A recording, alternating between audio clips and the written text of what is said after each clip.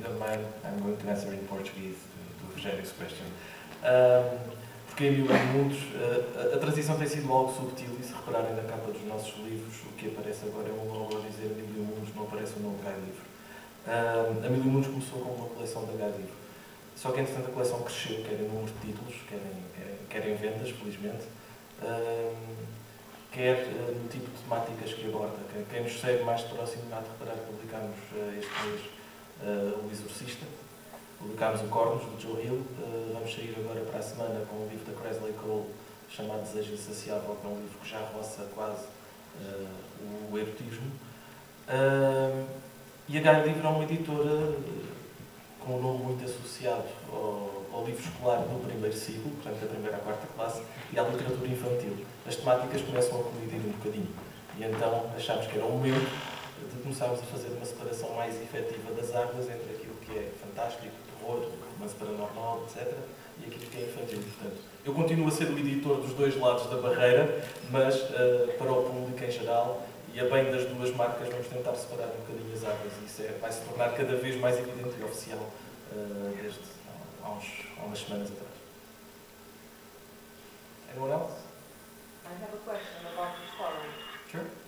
In the daylight war, will Jordi find out that the painted man is Arlen?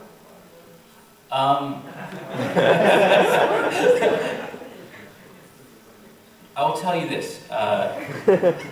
In the Daylight War, there will be a direct confrontation between the two characters. Whether or not Jordi will find out the identity of the Painted Man is something I'm not going to answer. That's more of a, we call it a read and find out. But I'm not, I think some people have been afraid that I was going to put off that meeting for a very long time, and I can promise they're going to meet in the third book, and it's going to be awesome.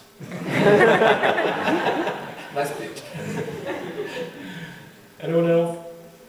This is just a question from ignorance. Is it about the post-apocalyptic setting, or is it a light fantasy novel?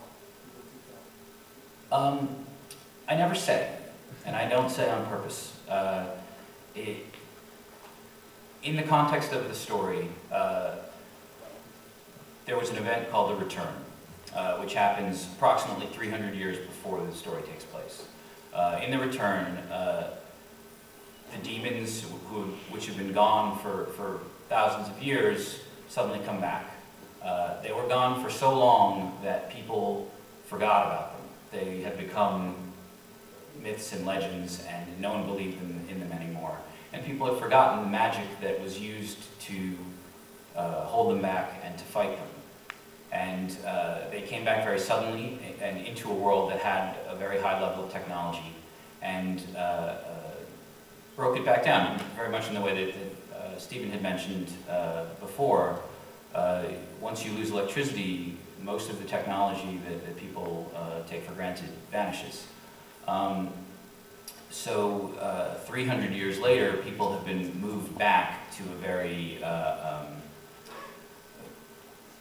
1800s level of technology. There are old books from the old world that still have information about science, and people, some few people who guard those books have that information, but they can't always do something with it. You know, if you have old books of medicine or that involve you being able to synthesize chemicals that you can no longer synthesize, well, it's nice to know that stuff, but it doesn't really help you.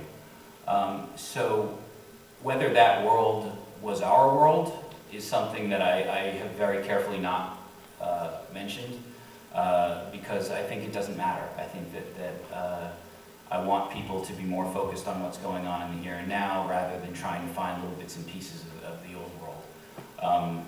I know the answer to that question, and I may eventually reveal it towards the end of the series, but as yet I think it's kind of a better thing to wonder about than it is to just come out and say. Well, if no one else has a question, thank you all for being here.